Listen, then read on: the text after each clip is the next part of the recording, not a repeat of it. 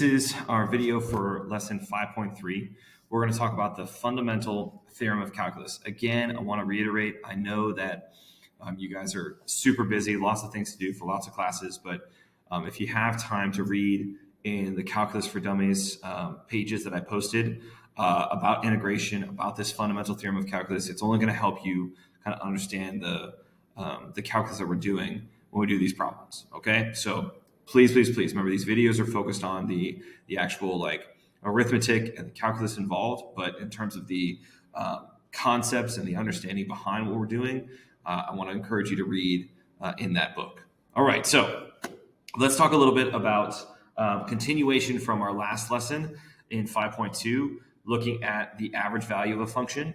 All right, so this mean value theorem for integrals on this first slide here, we're going to essentially use this in continuation from last lesson, where if we have a function that's continuous over an interval between a and b, so any two numbers, there is a point c at some point in that interval that when you plug it into the function, it would equal to the average value of the function. So I know it looks like there's a lot going on here, but hopefully you'll feel confident on this because, again, it's just a continuation from some of those last questions on the previous lesson. Okay, so I'm going to try one here for you.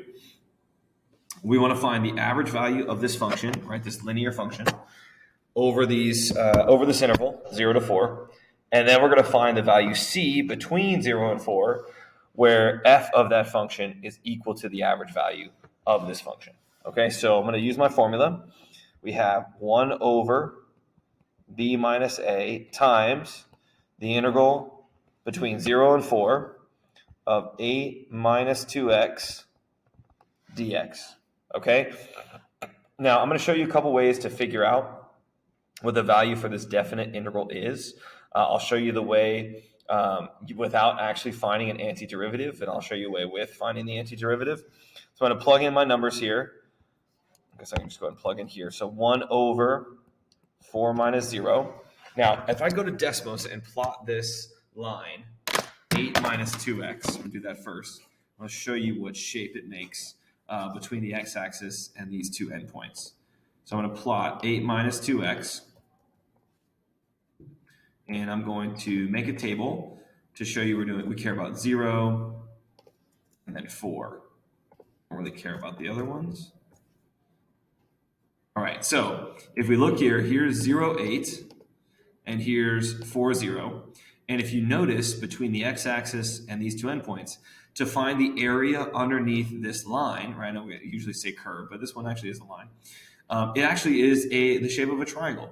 So if we wanted to find the integral of this 8 minus 2x between 0 and 4, we just need to find the area of this triangle. So it looks like the base is 4 and the height is 8. So if I use my formula, 1/2 base times height, that will give me the area. All right, so I'm going to do 1 over 4 times, and the formula for the area is 1/2 times the base, which we said was 4, times the height, which is 8. All right, so let's see. That's going to be 1/8 times 4 times 8. Well, 1/8 times 8 is 1, so this is just equal to 4. So this right here is the average value of the function. Okay, and that's something that we did last lesson, so that should not be new. Here's the new thing. The mean value theorem, right, of this integral states that there is some value c, right, so some value c, that when you plug it into this function f of x, you will get the same as the average value of the function. All right, so I want to figure out if I do 8 minus 2c, when does that c, or what value for c will make this equal to 4? I'll do a little algebra, move the 8 over subtraction, and you get c is equal to 2. All right, so let me show you in Desmos and kind of hopefully wrap this up for your brain in a nice little bow.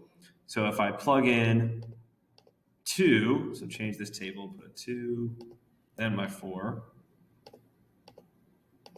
All right, you'll see here, so those are the endpoints, and here's my value for 2. So I know the average value for this function is 4. So when I plug in 2 into this function, I get the value of 4. So that's that number 2 is the value for C in between my boundaries 0 and 4 that equals the average value of this function. Okay? All right. Let's try another one. Same process. All right. They tell us that this integral between 0 and 3, so the definite integral for 0 to 3 of x squared times dx is equal to 9. Want to find the value for c such that f of c equals the average value of this function f of x. Let me do the formula for the average value of this function. So it's 1 over 3 minus 0 times the integral between 0 and 3 of x squared dx. All right? Now, we could do a little bit more work here if we wanted to show you how to find the integral using the antiderivatives, but they're already telling us that this whole thing, right, this whole thing right here is equal to 9. All right? So if you wanted to right now, you can just plug that in and make that 9. But what I wanted to show you is, again, with the antiderivatives, the antiderivative of x squared is 1/3 x cubed. All right, so we're going to find later on in this lesson when we do it that if we were to evaluate f of 3 into this antiderivative and then f of 0 into the antiderivative and subtract, we would find the area under this curve of x squared between 0 and 3. So if I do that math real quick, that's 1/3 times 3 cubed minus 1/3 times 0 cubed. Well, all that's going to be 0 on the right-hand side. 3 cubed is 27. 1/3 of 27 is 9. So 9 minus 0 is 9. So I just wanted to confirm for you why this is actually 9. Again, not that worried about that yet. That's coming very soon in this lesson. So times 9. So that's going to be equal to 3. So this is the average value of the f of x function. Okay? Now, they want us to find some value for c. Then when we plug it into our function, we get 3.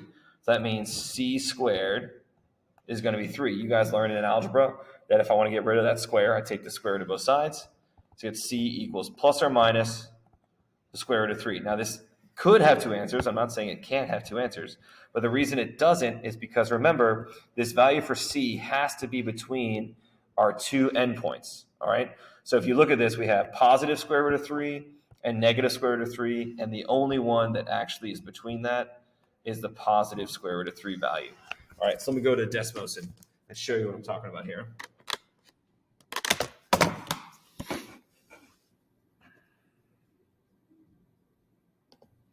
So if I type in x squared, right, and then I want to use a table, and I'm going to use 0, square root of 3, there we go, and positive 3, that's my last endpoint. And then we zoom in. You can see that this area under the curve, right, that integral between 0 and 3 of this function is 9. We found that area under the curve is 9. And the average value of this function over the 0 to 3 interval is equal to 3. And the value for c, right, of square root of 3, or approximately 1.732, when I plug that into the function, I get that also equal to 3. All right, so hopefully that kind of solidifies it in your brain. Now, in terms of moving into the main point of today, is talking about the fundamental theorem of calculus. Now, I've kind of already hinted at part 2 of this, but I'll show you part 1 here. If I go to the fundamental theorem of calculus part 1, it says that if you have a function that's continuous over this interval a to b, and the function f of x with a capital F is defined by that integral, then the derivative of f of x is equal to f of x. So we'll do a little bit of work here. The key thing I want you to notice is that there is this dt in here, so we do need to, if we need to use like the chain rule, which is going to come up here in a moment, we need to make sure we do that, okay? So let me show what I mean. All right, so we want to find the derivative of g of x. So this states that the derivative is going to be, you just plug in this x where it says t. So 1 over x cubed plus 1. Right, that's going to be the derivative. I know that seems very simple. So it's just saying that if your function is continuous, right, then you are always able to find an integral, a derivative of that integral if your function is continuous. That's ultimately what this is saying. This fundamental theorem calculus part 1 is saying. Okay, let me show you one that's a little bit trickier. Okay, so we're going to find the derivative of f of x. So I'm just plugging in this upper value into that t. So I'm going to write the sine of the square root of x. But remember I told you to focus on the fact there is that dt. So I need to find the derivative of that argument, right, using that chain rule. And we've done this many times. If you rewrite the square root of x as x to the 1/2 power, the derivative of that is 1/2 times x to the negative 1/2 power. So watch how I finish this up. So it's going to be sine times the square root of x times, I guess I should say over, since everything goes to the bottom, over 2, right, there's that 2. And then x to the negative 1/2 power, if I move it to the bottom, is the square root of x in the bottom. So this is the derivative of that capital F of x. Now into kind of the meat and potatoes of today is the fundamental theorem of calculus part 2. All right. Now I've already mentioned this in a couple of lessons on how to do this, and this is officially where it is in the textbook.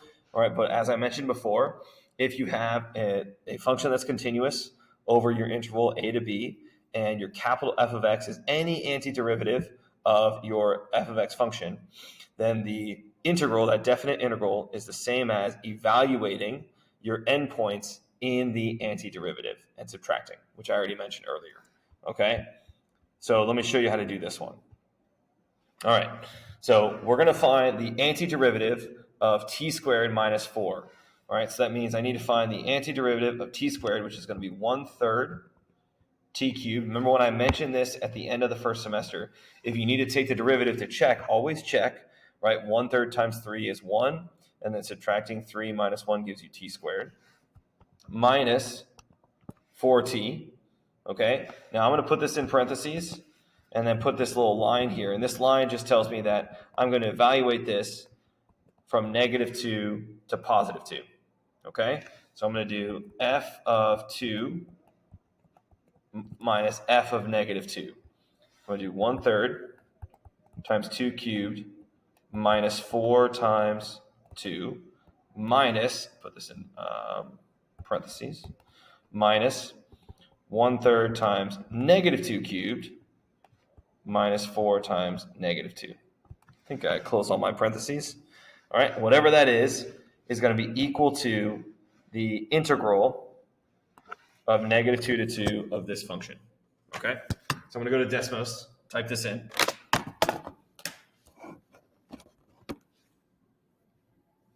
So I have 1/3 times 2 cubed. Let me delete all this. So we have 1/3 times 2 cubed minus, I think it was it 4? Yes, 4 times 2.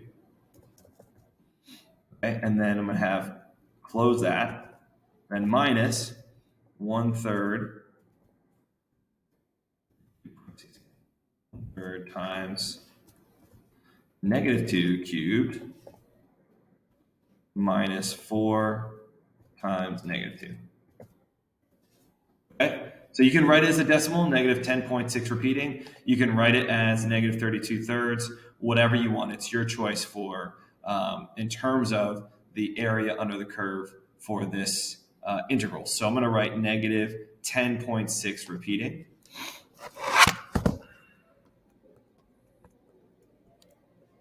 Okay, and then we show you on Desmos kind of what all this means. I'm just going to change the t to an x to x squared minus 4. So x squared minus 4, make a table. We're looking at -2 all the way to 2. I think it did the whole thing. Yeah. Okay, so here's -2, here's +2, and we're looking at the area between -2 and 2 and the x-axis. So this whole area here is the same as -10.6 repeating. Now, one thing I want you to notice is that the definite integral here actually gave us a negative value, but if this was just asking for the area, we would write a positive value because all areas are positive. But in terms of finding the definite integral, you can find negative values. So that's why sometimes you're like, whoa, why is it negative? It's okay for it to be negative. Okay, let's try another one. All right, it's our last one. This one's going to be the most complicated. I have a couple of slides here to help give you more room, but you've got lots of space for this one. So we're going to find the definite integral value here of 1 to 9 for x minus 1 over the square root of x times dx. So the first thing I did was, and I'm just going to ignore the fact that it's an integral right now, and just write x minus 1 over x to the 1/2 power. Then I'm going to split it up and write x over x to the 1/2 minus 1 over x to the 1/2 power. So using my properties of exponents, this is x to the 1/2 power minus x to the negative 1/2 power. All right, and now if I want to find the integral or antiderivative of this, all right, I'm going to write x to the 3/2 power, right? Because 3/2 minus 1, which is the same as 2/2, gives you 1/2. But remember, I don't have anything in front of that x, so I need to make sure to write 2/3, right? That reciprocal. And then I'm going to write minus, this is going to be x to the positive 1/2 power. So when I take the derivative, that becomes x to the negative 1/2 power. But again, I don't want to have any number in front of there, so I need the reciprocal, which is going to be 2. All right, so this right here is the antiderivative that we practiced at the end of the first semester. Now, I should have made mention of something. I apologize, so I'll go back and kind of mention something real quick. But you'll remember from our last test in the midterm that when you do antiderivatives, I always ask you to write that plus c at the end because it could be any constant, right? The derivative of any constant is 0. So literally any number could have been chosen. And you'll notice when I wrote the antiderivative for this problem here, I didn't write plus c because I'm choosing c to be 0. You could choose c to be any number you want, plus 6, minus 8. But when you subtract, right, using this fundamental theorem of calculus part 2, when you subtract, the constants would just make 0. So that's why you'll see me, I won't be writing plus c because I'm choosing c to be 0. Same thing here. All right, so I'm choosing to write nothing, so I don't need to write plus c. I'm just choosing c as 0. All right, so now if I move to this slide here, actually let me finish the notation. So this is going to be what I write between 1 and 9.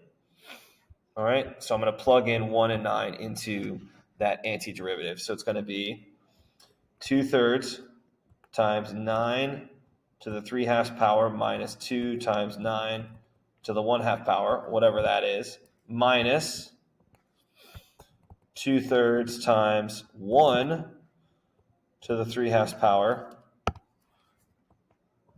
minus 2 times 1 to the 1/2 power.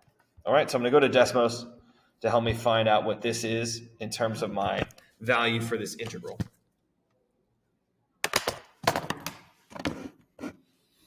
Okay.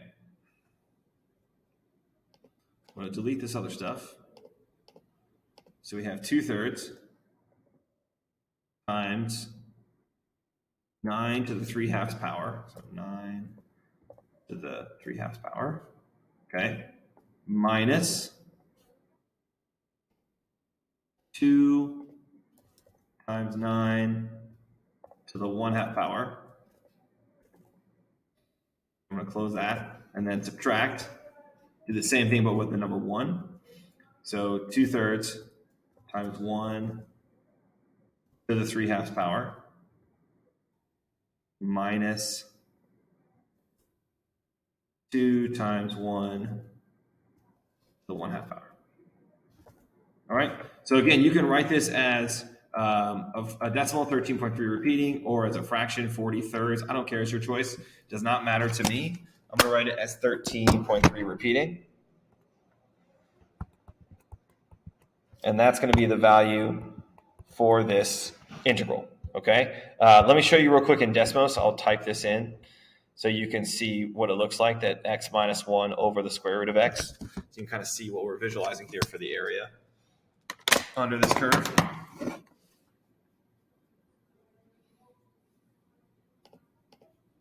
So x minus 1 over the square root of x. Right, and again, I want to do this between 1 and 9.